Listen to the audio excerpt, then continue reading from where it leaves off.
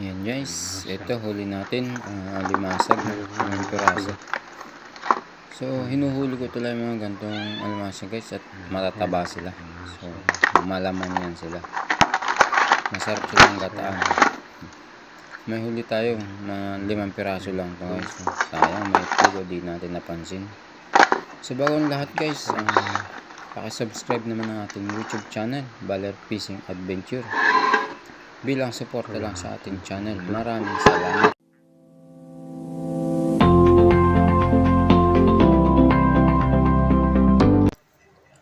So yan guys, kauuwi lang natin ng bahay. So ito ang huli natin ngayong gabi.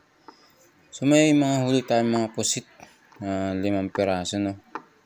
Yung 3 malalaki. Tapos yan, may isa tayong maliit na kulambutan. So ayan, bali umabot siya ng kulang lang ng 2 guhit sa 1 kilo.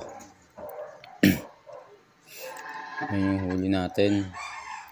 Ayan no, kulang lang ng 2 guhit sa 1 kilo guys, yung pusit saka kulambutan no. Sa ito guys, may huli tayong malaking surahan. Ang sukat niya ay mahigit ng 1 guhit sa 3/4. So ito guys, paborito kong pang ihaw. Napakasarap niyan ihaw. So yan, bihira tayo makahuli ng gantong isda no. Madalang sila. Pero pag nakahuli tayo, malalaki. So yan naman guys, pang sigang.